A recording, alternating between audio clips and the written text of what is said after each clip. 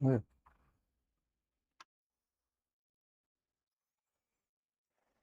चलें, स्वागत है आप सबका एडुटेरिया के यूट्यूब चैनल पर। और अभी हाल में संपन्न मेंस की परीक्षाओं में एसए का पेपर पूरा हो चुका है और एसए के पेपर से संबंधित डिस्कशन को लेके हम हाजिर हैं। पहले चूंकि आप लोगों को चिंता ज़्यादा बिहार की लोकोक्तियों मुहावरों से संबंधित क्षेत्रों में होती है, हालांकि इस बार स्थितियां वैसी नहीं हैं। इस बार जो आपको पूछे गए हैं, जो भी चीज़ें, जो भी लोकोक्तियों मुहावरों के रूप में पूछी गई हैं, वो वास्तव में आसान है और आशा है कि आप सब लोगों ने बेहतरीन तरीके से लिखा होगा, क्योंकि बहुत अंदर से निकाल करके कोई लोकोक्ति नहीं पूछी गई है। वास्तव में जो लोकोक्तियाँ पूछी गई हैं वो सभी हिंदी में प्रचलित हैं और हिंदी को ही ट्रांसलेट किया गया है मैथिली में या फिर भोजपुरी में। तो हिंदी की लोकोक्तियों से, हिंदी के मुहावरों से यदि परिचित हैं तो आसानी से आपने उसे किया होगा, अर्थ तक पहुंचे होंगे आप। अब यहाँ हमारे डिस्कशन में जो मुख्य चीज होगी, 4 वो एस्से जो कि आपके लोक भाषाओं में व्यवहृत हैं और वो पूछे गए हैं, यानी पार्ट सी। उस पार्ट सी पर हम लोग बात करने वाले हैं कि पार्ट सी में जो चीजें पूछी गई हैं उनमें क्या आना चाहिए, कैसे आना चाहिए, ताकि आप अपना एक स्व मूल्यांकन कर सकें कि जो चीज़ें आपने लिखी हैं वो प्रॉपर वे में गई हैं कि नहीं गई हैं, पहली चीज़। दूसरी चीज़ कि आप अपना एक अनुमान कर सकें, चूंकि एसए का जो पेपर है वो सबसे ज़्यादा मार्क्स देने वाला पेपर है। तो प्रश्न यह भी बनता है कि हम अपने आप को अपना एक सेल्फ असेसमेंट कर लें कि हमने जो लिखा है उसमें कितनी चीज़ें आई हैं। हालांकि अभी जो आपको चीज़ें बताई जाएंगी, इससे के संदर्भ में एक चीज़ समझिए कि मुंडे मुंडे मत्र भिन्ना, अर्थात एस्से का कोई ऐसा फॉर्मेट नहीं होता है दुनिया में जो ये बताया जा सके कि इसी ढंग से एस्से लिखा जाएगा। जिस विचार बिंदु को उठाया गया है उस विचार बिंदु में आपका मस्तिष्क कहाँ कहाँ दौड़ पाता है, इससे चीजें तय होती हैं। कितना बेहतरीन दौड़ पाता है, इससे चीजें तय होती हैं। फिर भी ये कहना कि हमने एक फ्रेम दिया और उसी फ्रेम में आप अपने को जांचें, यह बहुत उचित नहीं होगा। लेकिन हाँ, हम कुछ चीजें, कुछ तो होता है जो कि हर जगह होना चाहिए, कुछ कॉमन चीजें जो कि हर एस्से में आनी चाहिए, वो आई हैं कि नहीं, इसको हम देखेंगे। अब अर्थात मेरे कहने का मतलब यह है कि मैं आपको एक असेसमेंट दूंगा, उसमें कुछ विचार बिंदु मैं रखूंगा, उस विचार बिंदु को आपको देखना है कि आपने कितना कवर किया है। हालांकि मैं इस बात का दावा नहीं कर रहा हूं कि जो मैं बता रहा हूं वही विचार बिंदु होंगे। अगर आपका दिमाग उससे आगे दौड़ा है और वो विषय के रिम में है तो वह भी सही होगा। ठीक है। अब इसमें जो पहला हमारा एस्से था, अब इसमें देखिए, आपके सामने जब ये एस्से आते हैं तो पहली चीज ये होती है कि आप उस एस्से को समझें। और एस्से में जो शब्द दिए गए हैं ये सिंबॉलिक एक्सप्रेशंस होती हैं, प्रतीकात्मक अभिव्यक्तियां होती हैं, उन प्रतीकों को समझा जाए। अगर प्रतीकों को बेहतर तरीके से समझ लिया जाता है तो आंसर के लिखने में कहीं दिक्कत नहीं होती।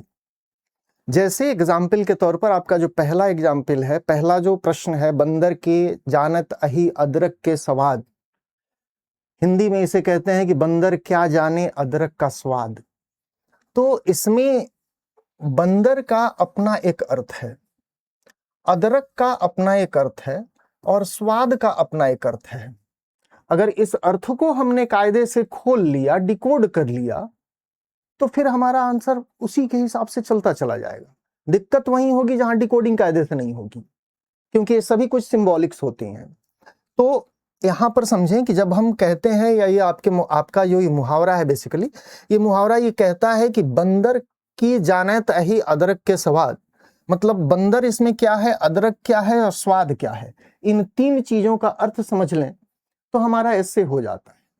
इसमें बंदर का अर्थ क्या होगा, तो वो व्यक्ति जो कि अज्ञानी है, नासमझ है, या अपरिपक्व मस्तिष्क का है, या जो विषय उसके सामने उपस्थित किया गया है वह विषय में उसकी रुचि नहीं है, या जो विषय उसके सामने उपस्थित किया गया है उस विषय पर उसके पास कोई अनुभव नहीं है, कोई ज्ञान नहीं है। अगर ऐसे व्यक्ति हैं तो उनके सामने अदरक रखी जाए तो अदरक का अर्थ क्या होगा? अदरक एक विशिष्ट प्रकार की सब्जी है जो मसाले के तौर पर इस्तेमाल होती है और उसकी तिखाई ही उसका स्वाद होती है। अब अगर बंदर के सामने आप अदरक रखोगे तो वो मीठे मीठे फलों को खाने का आदी है, अदरक तो उसे तीखा ही लगेगा ना, तो वो तो मुंह बिचका के छोड़ देगा। अर्थात उसे उस अदरक का मूल्य जो कि मसाले के रूप में हमारे यहाँ है उसकी समझ नहीं होगी। यानी अदरक का अर्थ क्या हुआ? किसी अज्ञानी के समक्ष अगर कोई विशिष्ट वस्तु रखी जाती है, अगर गहरे और सूक्ष्म विचार रखे जाते हैं, उस बंदे ने इंटर पास किया हुआ है या हाई स्कूल पास है या निरक्षर है, या हो सकता है तमाम हमारे समाज में ऐसे भी लोग हैं जो ग्रेजुएटेड हैं, मास्टर्स किया हुआ है, लेकिन दिमाग का लेवल वैसा नहीं है। उनके सामने आप ले आकर के दार्शनिक अवधारणाएं रख दीजिए, उनके सामने परिपक्व कलाएं रख दीजिए, है ना। जैसे परिपक्व कलाओं का मतलब क्या? शास्त्रीय संगीत है, कर्नाटक संगीत है, अब उसमें आलाप किसी ने लिया, अब हमको आलाप मालूम ही नहीं है तो हमारे लिए तो वो बेवकूफ़ी लगती है ना, लंबा करते चले गए। अब उसमें कला है, वो कला के बारे में हमें जानकारी है ही नहीं, तो हमारे लिए तो अदरक ही हुआ। तो गहरे सूक्ष्म विचार, मान लीजिए कि अस्तित्ववाद को लेकर के आपने प्रश्न किया, प्रश्न पर जवाब चल रहा है, सवाल चल रहे हैं, जवाब चल रहे हैं कि अस्तित्ववाद क्या है, उस पर डिस्कशन चल रहा है। अस्तित्ववाद को जानता ही नहीं है कोई, उपयोगितावाद को जानता ही नहीं है कोई, मार्क्सवाद को जानता ही नहीं है कोई, तो ऐसे गहरे सूक्ष्म विचारों की समझ पकड़ नहीं होगी। नहीं होगी तो उनके लिए वो बेकार होगा, उनके लिए वो फालतू का डिस्कशन होगा। उसी तरह से तमाम जो दार्शनिक अवधारणाएं हैं, भाई नास्तिकता क्या है, आस्तिकता क्या है, हाँ, चार आर्य सत्य क्या हैं, तो अहम सत्यम ब्रह्म मिथ्या क्या है, अब ये सब दार्शनिक अवधारणाएं हैं। जिन्होंने इनको समझा नहीं है, जाना नहीं है, उनके लिए इसका कोई मतलब नहीं होगा। उसी तरह से हर समाज के अपने कुछ विशिष्ट सांस्कृतिक मूल्य होते हैं, उन सांस्कृतिक मूल्यों की समझ दूसरे समाज के लोगों को नहीं होती है। अब उन सांस्कृतिक मूल्यों के ऊपर नीचे क्या है, इसके लिए कोई बंदर को अगर आपने अदरक थमा दिया तो वो थूक के फेंक देगा। अर्थात हमारी संस्कृति में जो चीजें मूल्यवान है उसका मूल्य हम समझते हैं, दूसरी संस्कृति का बंदा नहीं समझ सकता। तो कोई भी विशिष्ट वस्तु, गहरे और सूक्ष्म विचार, तमाम दार्शनिक अवधारणाएं, जो परिपक्व उच्च कोटि की कलाएं हैं, वो जो हमारी संस्कृति के मूल्य हैं, ये सब क्या अदरक को रिप्रेजेंट करते हैं। फिर स्वाद का मतलब क्या? क्या जाने अदरक का स्वाद? स्वाद का अर्थ क्या हुआ? बंदर ने मुंह में अदरक लिया, लेके काटा, तीखा लगा, थूक दिया, फेंक दिया। क्यों? क्योंकि उसे मीठे मीठे फलों को पेड़ से तोड़कर खाने की आदत है, तो वो उसके स्वाद जानता है। अदरक के स्वाद तो इंसान जानते हैं ना, जो उसे सब्जी में मसाले के तौर पर इस्तेमाल करते हैं, तो भाई उससे उसका महत्व नहीं मालूम है। अर्थात स्वाद क्या जानने का अर्थ है कि मूल्यांकन करना, किसी वस्तु का, किसी विचार का मूल्यांकन करना, उसका महत्व तय करना, राय कायम करना, या किसी विषय पर अपने निर्णय देना कि यह विषय कितना अच्छा कितना बुरा है। अर्थात अगर संपूर्ण अर्थ को हम पकड़ें पूरा पूरा, तो किसी भी वस्तु का, किसी भी विचार का महत्व समझने के लिए जरूरी ये होता है कि उस विषय में व्यक्ति के पास विशिष्ट योग्यता, विशिष्ट क्षमता हो, विशिष्ट क्षमता हो। अगर वह विशिष्ट क्षमता नहीं है, सपोज एक डॉक्टर है, उसके सामने एक मरीज का चित्र रखो, एक रोगी जीर्ण शीर्ण का चित्र रखो, तो वो उसमें खोजेगा तो मलेरिया के कीटाणु ही खोजेगा। अब गौतम बुद्ध के लिए जीर्ण शीर्ण का अर्थ अलग हो जाएगा, रोगी का अर्थ अलग हो जाएगा। तो आपको अगर किसी भी विषय का महत्व समझना है तो आपको उसमें विशिष्ट योग्यता और क्षमता की जरूरत होती है। अगर आपके पास ज्ञान सीमित है, आपका मस्तिष्क कार्य पर्याप्त रूप से डेवलप नहीं है, अगर आपके पास अनुभवों की श्रृंखला मजबूत नहीं है और अगर वह विषय आपकी रुचि के विपरीत है, विषय रुचि के विपरीत है का मतलब क्या? एक बार कपिल शर्मा शो में युवराज सिंह और उनकी पत्नी आई हुई थी। उनकी पत्नी को क्रिकेट की समझ नहीं है, तो अब युवराज सिंह कितने बड़े हैं, अब हो सकता है उनमें आपस में प्यार हो, पति पत्नी के रूप में, वो बात अलग है, उसमें वो जो लेवल टच की हो, लेकिन क्रिकेट की मूलभूत समझ ये नहीं है कि उन 6 छक्के जो युवराज ने मारे थे वह किसी ब्रिटिशर्स के खिलाफ मारे थे, और वो महिला भी ब्रिटिश सिटीजनशिप की थी, जो कि अब उनकी बीवी है। तो उसके लिए उसकी योग्यता का क्या मतलब? आपके रुचि के विपरीत भी चीज मिलेगी तो जाहिर सी बात है कि उस पर आप कोई मूल्यांकन दीजिएगा भी तो वो आधा अधूरा मूल्यांकन होगा। तो किसी भी वस्तु या विचार के संदर्भ में व्यक्ति का जो मूल्यांकन होता है वो अक्सर अधूरा होता है यदि अनुभव अधूरे हैं, यदि उस विषय में विशिष्ट योग्यता नहीं है आपके पास, विषय का परिचय नहीं है आपके पास, ज्ञान की कमी है, मस्तिष्क का लेवल वैसा नहीं है, तो आप गहराई में जाकर के उन चीजों के महत्व को नहीं तय कर पाएंगे, उनका मूल्यांकन नहीं कर पाएंगे। या अगर मूल्यांकन तो हर आदमी करता ही करता है, वह मूल्यांकन आधा अधूरा होगा, वह पूरा नहीं होगा। स्थिति आपकी बंदर जैसी होगी जो अदरक के तिखाई को उसका अवगुण समझ के फेंक देता है। पहला। अब जो दूसरा आपके सामने रखा गया वो है अधजल गैला छलकत जाए। ये हिंदी की वो है लोकोक्ति है, अधजल गगरी छलकत जाए, भरी गगरिया चुप्पे जाए, पूरा है। ठीक है, अब यहां पर समझिए कि यहां पर फिर वो सिंबोलिज्म है जिसको हमें डिकोड कर लेना है, चीजें हमारे सामने आ जाएंगी कि अधजल घैला जब हम कहते हैं या अधजल गगरी कहते हैं तो इसका एक जो अभिधेयार्थ है यानी डिक्शनरी मीनिंग है वो ये है कि घैला या गगरी या पानी का कोई पात्र जिसमें आधा पानी रखा हो, वह जब आप लेके कहीं उसको कैरी करोगे तो वो छलकेगा, अगर वो भरा हुआ है तो वो नहीं छलकेगा। तो ये तो इसका डिक्शनरी मीनिंग हुआ। वास्तव में अर्थ क्या है? तो वास्तव में अर्थ ये है कि जिस व्यक्ति के पास ज्ञान सीमित है, अनुभव अधूरे हैं या स्वयं उसमें गुणों की कमी है, ऐसे लोग समाज में ढेर सारे होते हैं जो अधजल गगरी ही हुआ करते हैं। उनके पास ज्ञान का स्तर सीमित होता है, बावजूद उसके छलकते कम नहीं है। छलकत जाए का अर्थ क्या? डिक्शनरी मीनिंग होगी आधा पानी भरा हुआ है गगरी, उसे लेके सर पे चलिएगा तो वो छलकेगी। ठीक वैसे ही अगर ज्ञान अधूरा है आपके पास, और हमारे समाज की स्थिति यह है कि अधूरे ज्ञान वाले ही ज्यादा भरे पड़े हैं। पूरी व्हाट्सएप यूनिवर्सिटी और फेसबुक की जो यूनिवर्सिटी है वो ऐसे ही लोगों से भरी हुई है जो अधूरे ज्ञान वाले, पूरा ज्ञान नहीं है लेकिन वो अपने आप को ज्ञानी दिखाएंगे। छलकना का अर्थ क्या? पानी पूरा भरा नहीं है लेकिन पानी है हमारे पास, ये दिखाना जरूरी है। तो वास्तव में इसका अर्थ क्या हुआ? दिखावा करना। ऐसे लोग अपनी जो अधूरी जानकारी है उसका प्रदर्शन वो बार बार करेंगे। आप गांव में हैं, मान लीजिए अभी अभी आपने बीपीएससी की तैयारी शुरू करी है, कुछ नई शब्दावलियां सीखी हैं, कुछ नए तौर तरीके सीखे हैं, अब गांव में जाते हैं तो वही शब्दावलियां बोलते हैं, लोग आपके सामने मुंह टुकुर टुकुर ताक रहे हैं, भैया ये क्या बोल रहा है। अरे गांव में जाओ तो गांव की जो शब्दावली है, गांव के जो तौर तरीके हैं वो इस्तेमाल करो। जब क्लास में बैठो तो क्लास के हिसाब से करो। लेकिन क्या है कि छलक जाता है ना?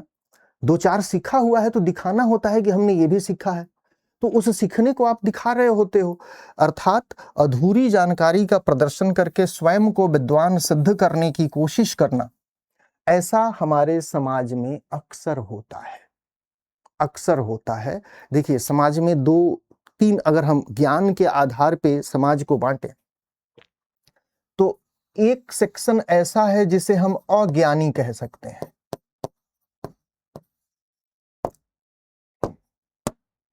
दूसरा सेक्शन ऐसा है जिसे हम ज्ञानी कह सकते हैं, और बीच में ये सेक्शन है अल्प ज्ञानी का।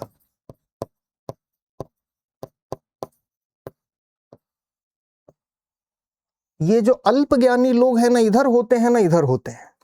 विशिष्टता क्या होती है कि जो अज्ञानी होगा ना, उसे इस बात का एहसास होता है कि उसे नहीं आता, वो नहीं जानता, तो वो चुप रहेगा, वो बोलेगा ही नहीं, क्योंकि जानता है कि वो मेरे विषय से बाहर की चीज है, मेरे परिधि से बाहर की चीज है, तो वो बोलेगा ही नहीं। दूसरी तरफ होते हैं ज्ञानी, जो वास्तव में जिन्होंने ज्ञान अर्जित किया है। तो जिन्होंने ज्ञान अर्जित किया है, उनके सामने जो घट रही घटना है ना, उस घटना का कारण, परिणाम, प्रभाव, वो सब एनालाइज कर लेते हैं। तो आप चिल्लाओगे, वो चुपचाप मुस्कुराएगा, वो भी नहीं बोलेगा। अर्थात जो अज्ञानी है वह भी शांत रहेगा, वह भी नहीं बोलेगा। जो ज्ञानी है वह भी शांत रहेगा, वह भी अपने ज्ञान का प्रदर्शन नहीं करेगा। फल लगते हैं जब वृक्ष में तो डालियां झुक जाया करती हैं। ज्ञानी की स्थिति ये होगी कि वो झुक जाएगा, वो विनम्र हो जाएगा। जिस बात पे आप तमक के खड़े हो जाओगे, उस पर वो मुस्कुराता रहेगा। दिक्कत कहाँ होती है? दिक्कत इन लोगों के साथ होती है। अधूरा ज्ञान जहर के बराबर होता है, और ये अधूरे ज्ञान वाले लोग अपने ज्ञान के आधार पर चीजों को गड़बड़ाते हैं। और हमारे समाज में दिक्कत ये है कि ये लोग तो किसी भी समाज में ज्ञानी, किसी भी समाज में कम ही हुआ करते हैं, है ना, लेकिन अज्ञानी ठीक ठाक हुआ करते हैं। अगर वो समाज लिटरेट नहीं है, जैसे कि पहले हमारा समाज था कि जो लिटरेट नहीं था, तो इनकी संख्या ज्यादा होती है। पढ़ लिख गए, अगर समाज लिटरेट होता चला गया तो इनकी संख्या बढ़ेगी। अभी क्या है हमारे यहाँ, तो इनकी संख्या ज्यादा है। ये वो लोग हैं जिन्होंने डिग्री हासिल करी है, ग्रेजुएशन किया है पासपोर्ट से, गेस्ट पेपर से, ज्ञान पूरा है नहीं, लेकिन ज्ञानी होने का अहंकार है। अल्प ज्ञानी की विशेषता होती है, अधजल गगरी की विशेषता होती है कि वो छलक छलक के बताती है कि मैं पानी लेके आ रही हूं, मेरे पास पानी है। तो अल्प ज्ञानी जो होता है ना, उसमें ज्ञान का अहंकार होता है, ज्ञान नहीं होता। ज्ञान तो है नहीं, अल्प ज्ञानी है, लेकिन जितना है उसका अहंकार उसमें होता है, और उसका वो बार बार प्रदर्शन करता है ताकि उसका अहंकार संतुष्ट हो सके, लोग ये समझ सकें कि ये बड़ा पढ़ा लिखा आदमी है भाई, बहुत समझता है। ये इंप्रेशन छोड़ना चाहते हैं ताकि उनका ईगो संतुष्ट हो सके कि हाँ, हम ज्ञानी हैं। हालांकि वो ज्ञानी नहीं, जितना ज्ञान पाया है थोड़ा सा, उस ज्ञान पर वो फुदकने वाले लोग होते हैं। वास्तव में ज्ञानी नहीं होते। जो वास्तव में ज्ञानी होगा वो शांत रहेगा, विनम्र रहेगा। यही संपूर्ण अर्थ बनता है अधजल घैला छलकत जाएगा। जो तीसरा है जेकरा लाठी ओकरा भैंस। हिंदी में इसे कहते हैं जिसकी लाठी उसका उसकी भैंस। ये हमारे जीवन का कटु यथार्थ है, और जब से मानव सभ्यता है तब से है, और जब तक मानव सभ्यता रहेगी तब तक रहेगा, कि जिसकी लाठी है, भैंस पर अधिकार उसी का होता है। अब यहां पर जो सिंबोलिज्म है उसको हम तोड़े तो जिकरा लाठी या जिसकी लाठी जब शब्द कहते हैं तो इसका अर्थ क्या होता है कि भाई हाथ में लाठी होने का क्या अर्थ है? आपके पास शक्ति है, हथियार है। लाठी हथियार का प्रतीक है, अर्थात हिंसा कर सकने में सक्षम व्यक्ति आप हैं। उसी तरह से बाहुबली हैं आप, धन की ताकत है आपके पास, अधिकार संपन्नता है, सत्ता की ताकत है आपके पास, पद की ताकत है आपके पास। ये सब वो चीजें हैं जहां से ताकत आती है।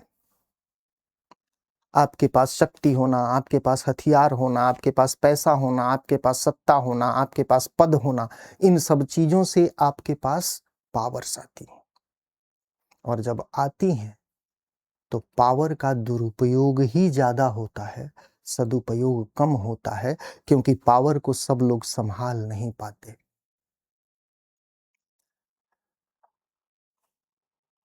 ओकरा भैंस का अर्थ क्या होगा कि दुरुपयोग इस पावर का ज्यादा होता है, अर्थात संसाधनों पर अधिकार उसी का होगा जो शक्तिशाली है।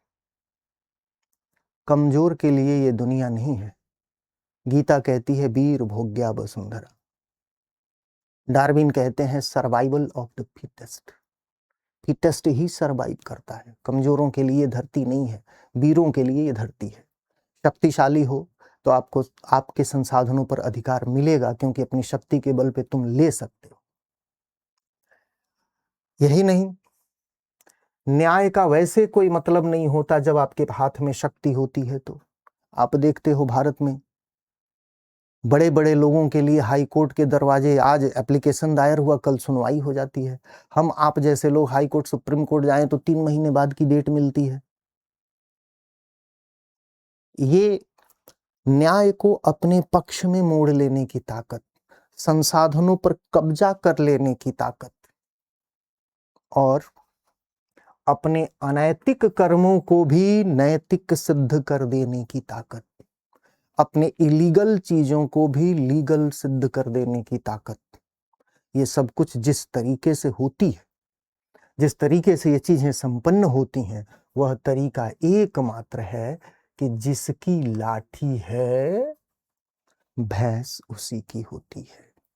और ये सिर्फ भारत की बात हो ऐसा नहीं है, विश्व में यही चलता है। आप देख रहे हो अभी ईरान और अमेरिका में जो टसल चल रही है। अमेरिका क्या कह रहा है? Iran should not have atomic power. अपने लेके बैठा है, अपने लेके बैठा है तो उचित है।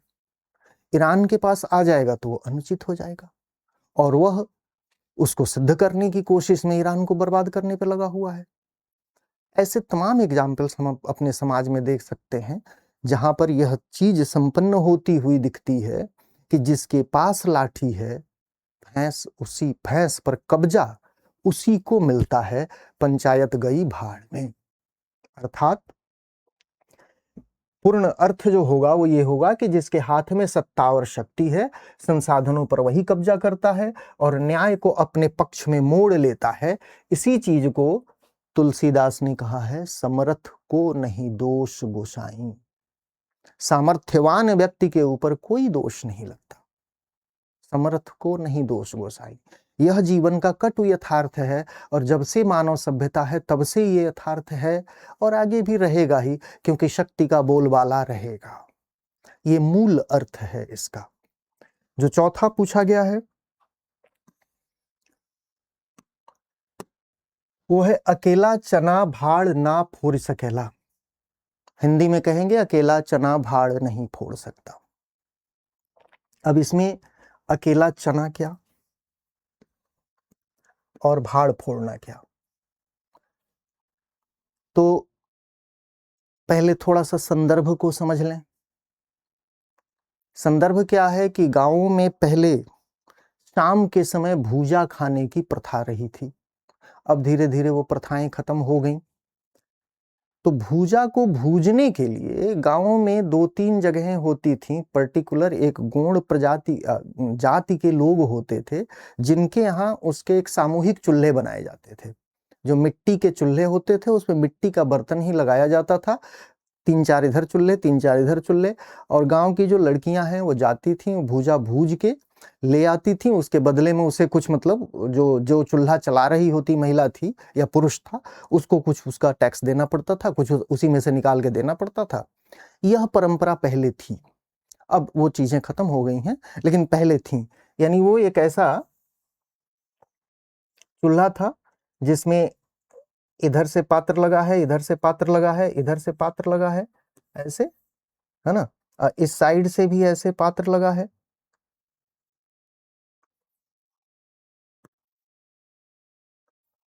और इसी में चना, मक्का, चावल जो है, इधर से इसमें लकड़ी डाली जाती थी, पुआल डाला जाता था, और ये इधर इधर बैठ करके लोग भूजा भूजते थे और फिर वो घर पे खाया जाता था, शाम का वो ही चना चमेना था। तो ये जो बर्तन इस्तेमाल होता था इसे ही कहते थे भाड़, है ना। इसी में बालू डाल के, बालू गर्म करके भूजा भूजा जाता था। अब इसमें वही संदर्भ वो है कि अगर एक चना डालो, और होता क्या था उसमें कि जब आपने ज्यादा डाल दिया चना, ये चना की ही बात नहीं है, जो भूजा के रूप में इस्तेमाल होता है, चना इस्तेमाल होता है, मक्का इस्तेमाल होता है, चावल इस्तेमाल होता है, चिवड़ा इस्तेमाल होता है, और भी चीजें जिनको हम भून के खाते हैं। तो अगर वो ज्यादा डाल दिया जाए तो कभी कभी ये होता था कि ये जो पात्र होते थे ना, ये चटक जाते थे, फूट जाते थे। ये तभी होता था क्योंकि जब ज्यादा डालोगे तो बालू ज्यादा डालना पड़ेगा, ज्यादा बालू डालोगे गर्मी ज्यादा होगी, गर्मी ज्यादा होगी, पात्र जो है वो फाड़ जो है, भाड़ यानी जो पात्र जो गगरी लगी है उसमें, वो है मिट्टी की, हीट ज्यादा होता था तो मिट्टी वो फट जाती थी। वो संदर्भ है यहाँ पर कि अगर एक चना डाल के भूज रहे हो तो भाड़ थोड़े ना फूटेगा। हाँ, ज्यादा जब डालोगे तो भाड़ फूट सकता है। अर्थात कई बार ऐसा होता है हमारी जिंदगी में, विशेष करके जो सामाजिक स्तर पे किए जाने वाले काम हैं, जो सामाजिक आंदोलन है, जो राष्ट्रीय आंदोलन है, जो विचारधारा परिवर्तन की लड़ाई है, जो सामाजिक प्रथाओं कुप्रथाओं से लड़ने की लड़ाइयां हैं, जो मूलभूत परिवर्तन करने की चीजें हैं, जहां पर एक व्यक्ति का प्रयास पर्याप्त नहीं है, वहां पर सामूहिक प्रयास की जरूरत होती है। तो अकेला चना का अर्थ यहां पर क्या है? एकाकी प्रयास करना, अकेली कोशिश करना। एकाकी प्रयास करने से अपने स्तर पर अपनी जिंदगी को सुधारा जा सकता है ना। हम अपने लिए कुछ करना चाहते हैं, आप अपने लिए कुछ करना चाहते हैं, अपनी ताकत से आपने किया, अपनी जिंदगी को बदला। लेकिन जब हम अपने परिवार को बदलने की कोशिश करें, समाज को बदलने की कोशिश करें, राष्ट्र को बदलने की कोशिश करें, यानी कि वे सभी कार्य जो हमें आमूल चूल समाज की संरचना में, अर्थव्यवस्था की संरचना में, राजनीति की संरचना में परिवर्तन ले आने के लिए हैं, अगर वे कार्य किए जा रहे हैं तो उसमें एक अकेला प्रयास पर्याप्त नहीं होता, है ना। भाड़ तब नहीं फूटता। भाड़ फूटने का अर्थ क्या है कि जो लक्ष्य हम लेकर के चले हैं वो लक्ष्य नहीं पूरा हो सकता, कार्य संपन्न करना या सफलता को प्राप्त करना। भाई, राजा राम मोहन राय ने जब सती प्रथा के विरुद्ध आंदोलन किया था तो वो अकेले व्यक्ति का आंदोलन थोड़े ना था, उसके साथ उन्होंने पूरा एक ब्रह्मो समाज बनाया, फिर उसके जरिए उन्होंने ढेर सारे लोगों को जोड़ा, फिर उन लोगों का जो मत है वो विलियम बेंटिक तक पहुंचा। तब विलियम बेंटिक को साहस हुआ कि वो भारत की इस सांस्कृतिक प्रथा में हस्तक्षेप कर सके। तो इस तरह के तमाम ऐसे एग्जाम्पल है। आपको भारत की आजादी की लड़ाई थी तो केवल वो गांधी के लड़ने से थोड़े ना हुई, गांधी ने पूरे देश की जनता को आंदोलित किया। तुम मुझे खून दो, मैं तुम्हें आजादी दूंगा। इनको सुभाष चंद्र बोस को कहना तो पड़ा। अकेले खून देने से तो कुछ होने का नहीं था। मान लीजिए सुभाष चंद्र बोस के उस पर, उनकी निष्ठा पर, उनकी भक्ति पर, देश के प्रति समर्पण पर कोई प्रश्न थोड़े ना है, लेकिन इन सब चीजों से आईएनए नहीं बन सकती थी। आईएनए के लिए ढेर सारे लोग चाहिए थे, प्रशिक्षित लोग चाहिए थे, तब एक सेना बन सकती थी। तो कई बार ऐसा होता है हमारी जिंदगी में कि विशेष करके तब, मतलब यह बात देखिए, ये हर चीज में, चूंकि एकाकी प्रयास का भी अपना मूल्य है, उसको हम डिनाई नहीं कर सकते, एकाकी प्रयास का भी अपना मूल्य है, यह ध्यान रखना होगा। लेकिन अगर आप सामाजिक, आर्थिक, राजनीतिक परिवर्तनों से संबंधित कोई काम करना चाहते हो, अगर वैश्विक स्तर पे संरचना में कोई बदलाव करना चाहते हो, तो अकेले की कोशिश से नहीं होगा। भारत अपने पर्यावरण को सुरक्षित रखने के लिए जो कर ले, अगर पाकिस्तान गंदा है तो जिस जिस दिन पछुआ हवा चलेगी पाकिस्तान की गंदगी भारत तक आएगी, जिस दिन पूर्वा हवा चलेगी बांग्लादेश की गंदगी भारत तक आएगी। तो अगर भारत को साफ रखना है तो पाकिस्तान बांग्लादेश को भी साफ रखना होगा, वहां पर अकेले प्रयास से चीजें नहीं होंगी। यह मूल थीम है इसकी कि महान लक्ष्य को प्राप्त करने के लिए सामूहिक प्रयास की, आपस में समन्वय की और परस्पर सहयोग की जरूरत होती है। एकाकी प्रयास होंगे तो निष्फल तो हम नहीं कह सकते, एकाकी प्रयास भी कभी कभी सफल हो जाते हैं, लेकिन सफलता संदिग्ध अवश्य होती है। ये 4 आपके पूछे गए थे, इसमें हमारी कोशिश यह थी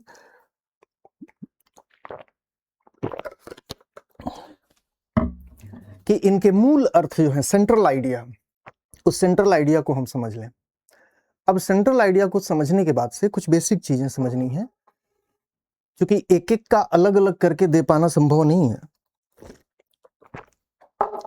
तो जब हम ये लिखते हैं, इसको जब डील करते हैं, इस विषय को, लोकोक्तियों मुहावरों से संबंधित विषय को एस्से में जब हम डील करते हैं, तो हमें किन किन बिंदुओं को शामिल करना चाहिए, मुख्यतः जो छूटने नहीं चाहिए वो होना ही चाहिए।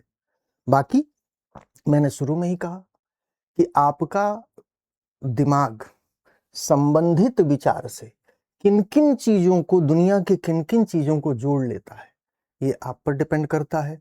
अगर आपने जोड़ लिया बेहतर, तो आपके निबंध में होगा, वह निबंध का विषय है। इसलिए मैं ये नहीं कह रहा कि मैं जो कह रहा हूं वह अंतिम सत्य है। हाँ, मैं जो चीज आपको अब दे रहा हूं, इसके बाद ये तो था कि हम लोगों ने चारों का सेंट्रल आइडिया डिस्कस कर लिया कि क्या मतलब है, उस मतलब तक आप पहुंचे हैं कि नहीं। आप अपना, आपने लिखा है, आप समझते होंगे कि आपने कितना लिखा है, उस हिसाब से आप कर लेंगे।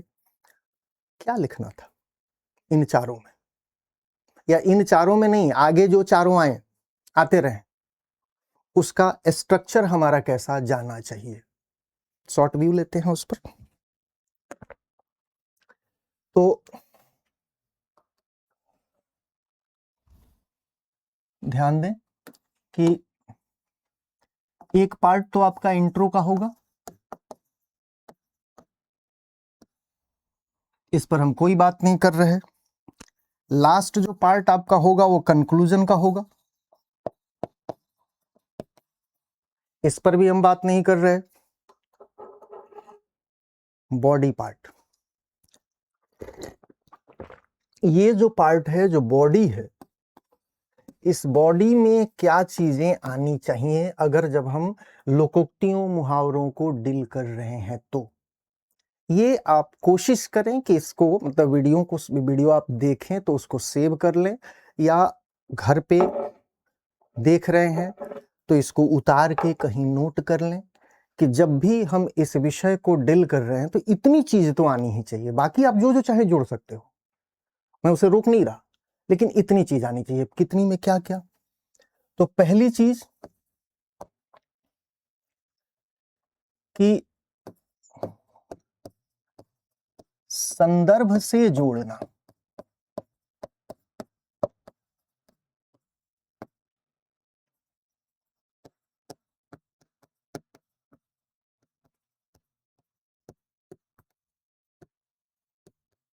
संदर्भ से जोड़ने का मतलब क्या हुआ कि जो भी कहावत, मुहावरा, लोकोक्ति आपको मिलेगी, तो वह किस परिस्थिति में घटित होती है, घटित हुई होगी, एक पैरा में उसे आप व्याख्यायित करो। जैसे आपको मैंने अभी दिया कि अकेला चना भाड़ नहीं फोड़ सकता, तो अर्थ तक कब पहुंचोगे? जब भाड़ मालूम की होता क्या है। भाड़ ही नहीं मालूम है तो फोड़ने का अर्थ निकलेगा ही नहीं। अधजल गगरी छलकत जाए।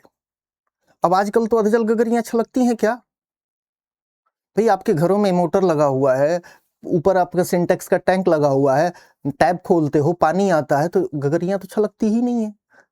तो ये कब छलकती थी? जब पनिहारिनें पानी भरने के लिए कुएं, तालाब या नदियों तक जाती थीं और पानी भर के ले आती थीं। ये संदर्भ है, इस संदर्भ को समझना।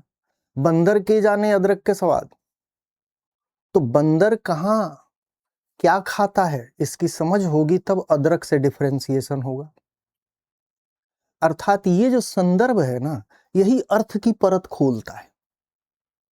तो पहला आप काम जब आपने इंट्रो दे दिया, उसमें चीजें आपने समझा दी, उसके बाद जब विषय पे उतर रहे हो ना, तो जो दिया हुआ उसमें वो लिखने की जरूरत नहीं कि प्रस्तुत मुहावरा ये इसका ये अर्थ है, वो अर्थ है, वो कुछ नहीं।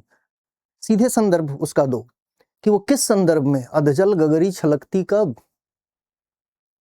कब छलकती है यह चीज, थोड़ा बतलाओ। जब बतलाओगे तो अपने आप उसका अर्थ क्या होगा, खुल जाएगा।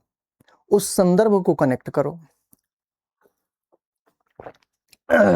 जब संदर्भ दे दिया तो दूसरा पॉइंट हमारा होना चाहिए, वो दूसरा पॉइंट होना चाहिए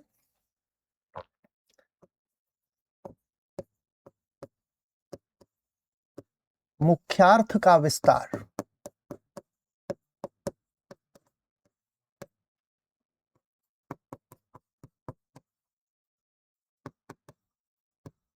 एक्सपेंशन ऑफ सेंट्रल आइडिया।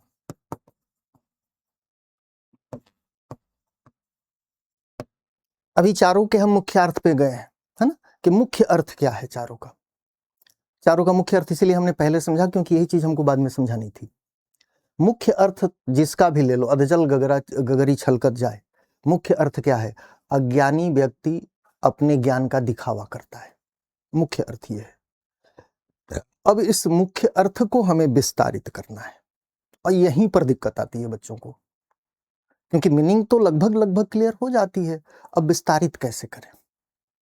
तो मुख्यार्थ का विस्तार जो हमको करना है, उसमें हमें 3 चीजें ध्यान रखनी है, और इन्हीं 3 को हमें कोशिश करना है कि हम अपने में डील कर लें। वो 3 चीजें क्या हैं ये समझिए। जो उसमें पहली जो चीज होगी वो होगी कि जो मुख्य अर्थ है उसकी प्रासंगिकता बताना, है ना।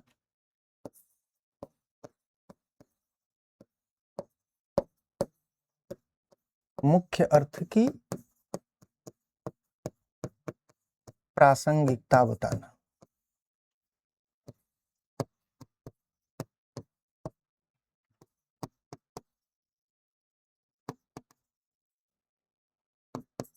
Narrating the relevance of central idea.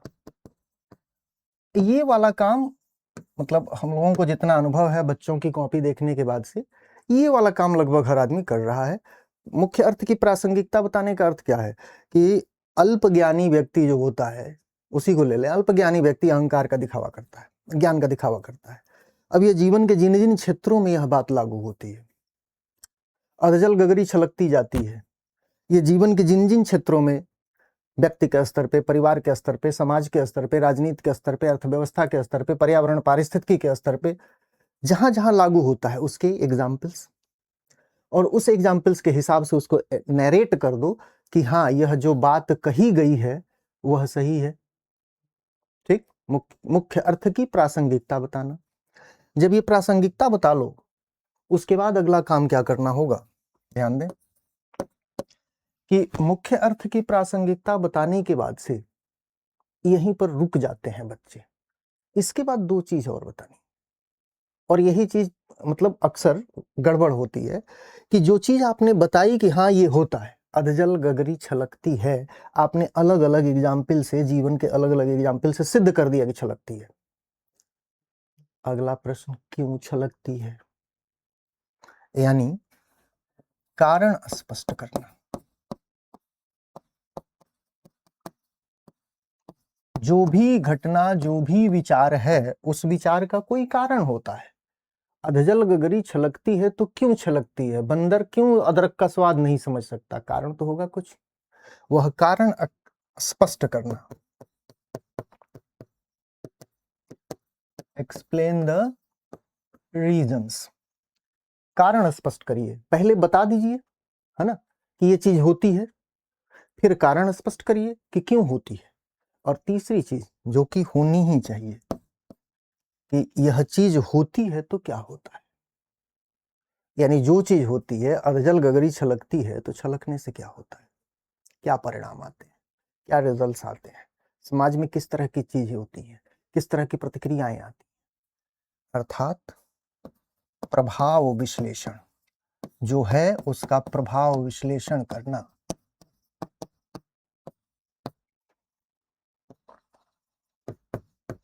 Impact analysis. ये तीन चीजें मुख्यार्थ के विस्तार में आएंगी, यानी जो मुख्य अर्थ है उसको विस्तारित करते हुए क्या क्या चीज हम लिखेंगे। हम और भी लिख सकते हैं, लेकिन इतना तो आना ही चाहिए।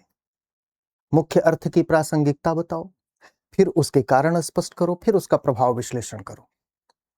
जब ये कर लिया तो आगे तीसरी चीज आएगी कि ये जितनी लोकोक्तियां मुहावरे होते हैं वो एक जनरलाइज कंक्लूजन होता है हमारे समाज का, जो आम तौर पर सही होता है, आम तौर पर, लेकिन कोई जरूरी नहीं कि हर जगह सही हो। तो कोई ना कोई एंटीथेसिस भी उसका बनेगा।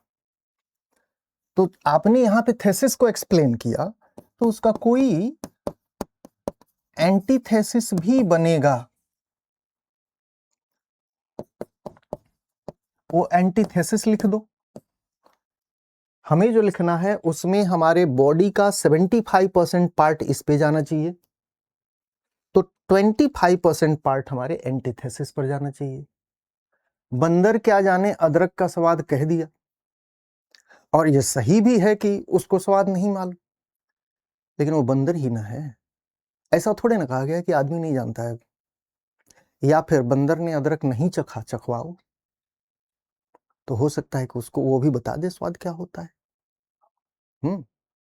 जो ज्ञानवान नहीं है उसे ज्ञान तक पहुंच दिला दो, जो क्षमतावान नहीं है उसे क्षमता तक पहुंच दिला दो, तो हो सकता है कि वह भी आगे कभी सही सही अदरक का मतलब समझ ले।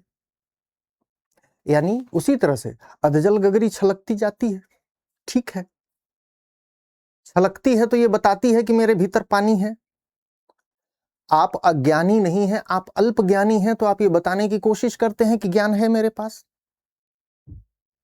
ठीक है, लेकिन अज्ञान से तो बेहतर है कुछ तो जानते हैं आप। तो कुछ जानना भी, भोजपुरी में एक कहावत है, उपास ले मेहरी के जूठ भला। भूखे सोने से बेहतर है कि जो मेहरी का जूठ है, यानी कि बीवी ने खाना छोड़ा हुआ है, वो भी खा लो, पेट में डाल लो। ना होने से कुछ होना बेहतर होता है। वो एक एंटीथेसिस बनेगा, तो एंटीथेसिस दे दो। तीसरी चीज, चौथी चीज जो देनी है वो क्या देनी है, ये समझिए कि जितनी भी कहावतें हैं, मुहावरे हैं, लोकोक्तियां हैं जो लोक में प्रचलित हैं, वो अपने साथ एक टीचिंग लेके आती हैं, एक लेसन देती हैं हमको। उनको कहने का कुछ अर्थ होता है। बंदर क्या जाने अदरक का स्वाद, या अधजल गगरी छलकत जाए, जब हम कहते हैं तो हम किसी को नाप रहे होते हैं कि भैया ये अभी आपके लेवल से ऊपर की चीज है, चुप रहे हो। यानी हम कुछ उसको बता रहे होते हैं, कुछ समझा रहे होते हैं इनके माध्यम से। तो प्रत्येक लोकोक्ति मुहावरे का अपना एक टीचिंग एरिया होता है। आप एंटीथेसिस देने के बाद से जो उससे टीचिंग, जो लेसन, जो टीचिंग्स या जो लेसन्स बनते हैं, उस लेसन्स को लास्ट में एक्सप्लेन करो, है ना। लेसन्स को लिखना, अर्थात जब हम बॉडी में अर्थ का विस्तार कर रहे हैं तो अर्थ के विस्तार में मुख्य अर्थ की प्रासंगिकता बताएं, फिर जो चीज घटित हो रही है उसका कारण क्या है होने का ये बता दें, फिर जब होता है तो उसका परिणाम हमारे व्यक्ति पर, समाज पर, राजनीति पर, अर्थव्यवस्था पर क्या पड़ता है यह बता दें, फिर उसका एक एंटीथेसिस लिख दें, और फिर आफ्टर ऑल उस पूरे कहावत से क्या कोई टीचिंग या लेसन निकलता है समाज के लिए, वह टीचिंग या लेसन बता दें, तो हमारा ओवरऑल अमूमन डिस्कशन पूरा हो जाएगा। ये आपका एक कोशिश थी यह बताने की। हम ये नहीं कह रहे कि यही होगा, लेकिन कोशिश यह करिए कि जब आप लिख रहे हो तो उसमें इतने पॉइंट्स हमारे आ जाए।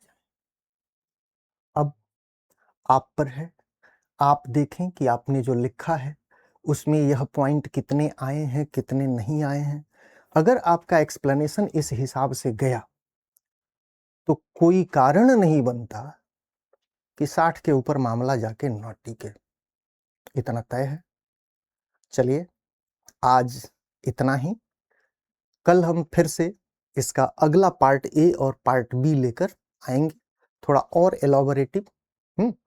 थोड़ा और एलोबरेट करके पार्ट ए और पार्ट बी पर भी क्या हमें लिखना था, इस पर हम चर्चा करेंगे। आज के लिए मुलाकात बस इतनी ही। धन्यवाद। मिलते हैं फिर अगले पार्ट में।